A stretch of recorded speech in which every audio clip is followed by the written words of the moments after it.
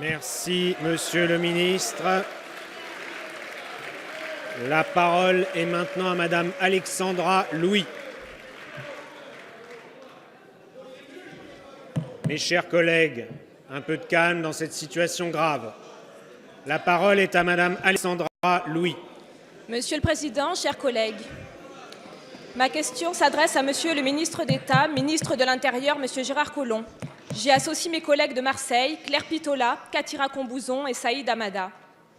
Monsieur le ministre d'État, dimanche après-midi, sur le parvis de la gare Saint-Charles à Marseille, 2 jeunes femmes ont été assassinées lors d'une effroyable attaque.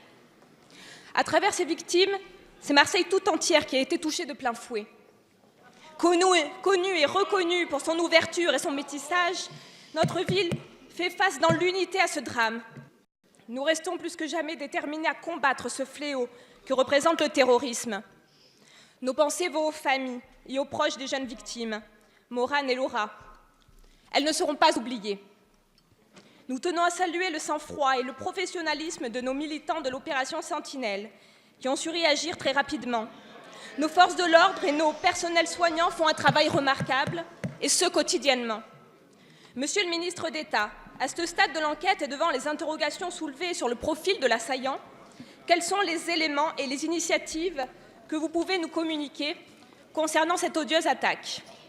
De plus, comme tous les Français, nous ne supportons plus de voir tomber ces victimes innocentes sur notre territoire. Nous sommes conscients que l'état d'urgence ne peut être prorogé éternellement. Reste qu'à notre grand malheur, nous faisons face à une menace continue.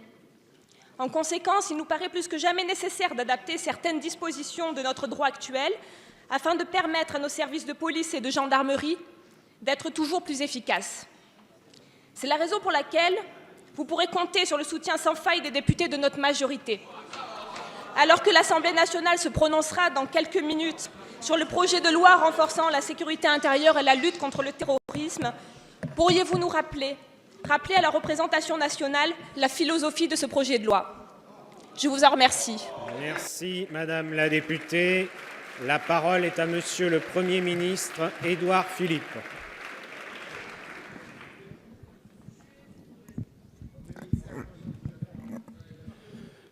Monsieur le Président, Mesdames et Messieurs les députés, Madame la députée,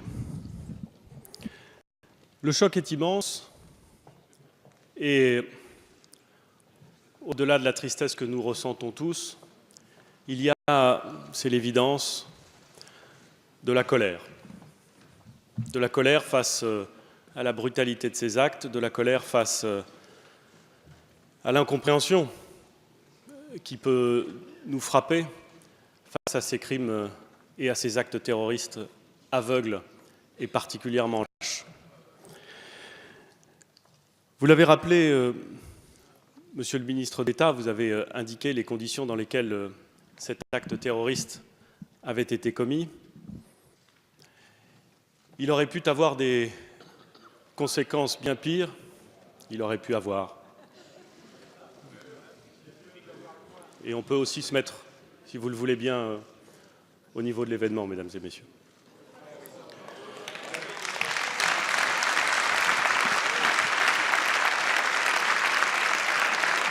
Il aurait pu avoir des conséquences bien plus dramatiques encore si les militaires de l'opération Sentinelle n'avaient pas été présents, s'ils n'avaient pas fait la preuve de leur capacité à maîtriser avec un sang-froid parfaitement remarquable leurs armes et leur capacité à agir. Le sang-froid dont ont fait preuve les militaires de l'opération Sentinelle, qui a été salué sur tous les bancs de cette Assemblée, salué à juste titre, bien entendu, je crois qu'il doit nous inspirer. D'abord pour respecter le deuil terrible dans lequel sont plongées les familles des victimes, les proches des victimes.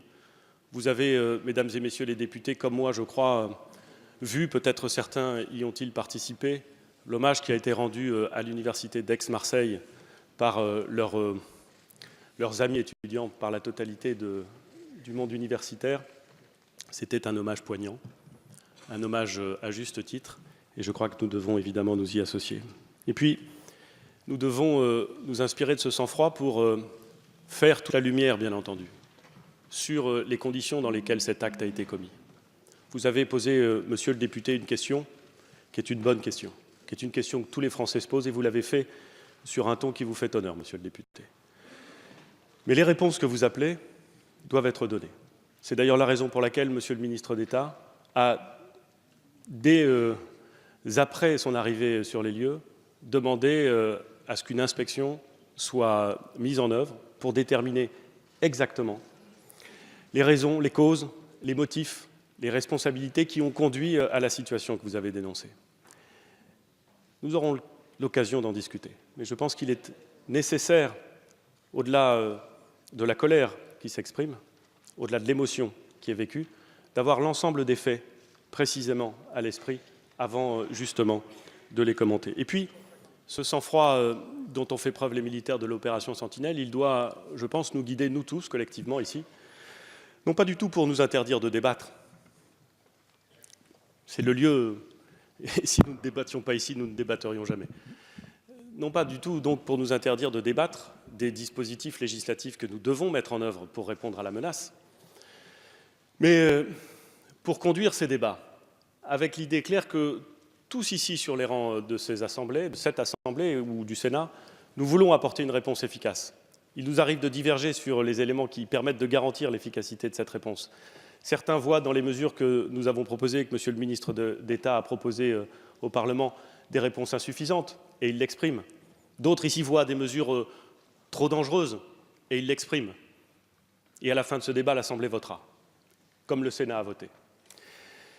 Ce que je veux dire à vous, mesdames et messieurs les représentants de la nation, et aux Français qui nous regardent, c'est que, comme nous le disons depuis le début, comme d'autres avant nous l'ont dit, avec des mots très clairs, le niveau de menace qui prévaut dans notre pays est élevé. Cette menace est protéiforme. Elle peut prendre parfois la forme d'organisations structurées voulant mettre en œuvre des instruments puissants de destruction.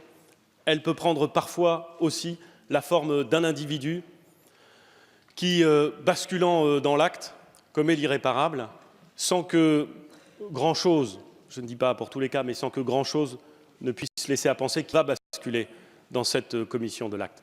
Autrement dit, la menace est protéiforme. Nous devons lutter face à cette menace avec des instruments juridiques, mais pas seulement avec des instruments juridiques. Les instruments juridiques sont contenus dans le droit existant.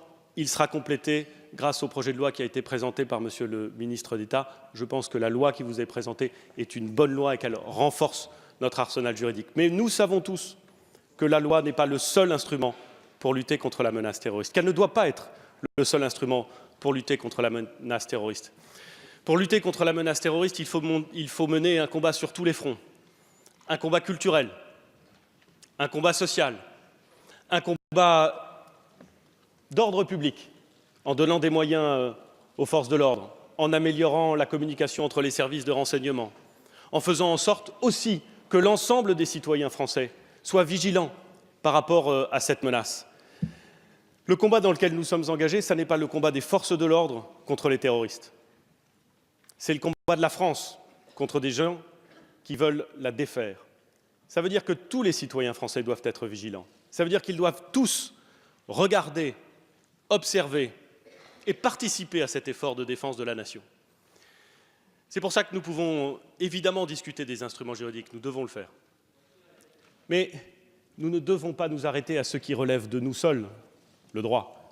Nous devons bien envisager cette lutte contre le terrorisme d'une façon générale, d'une façon déterminée, afin que notre pays, ses valeurs, prévalent définitivement. Merci.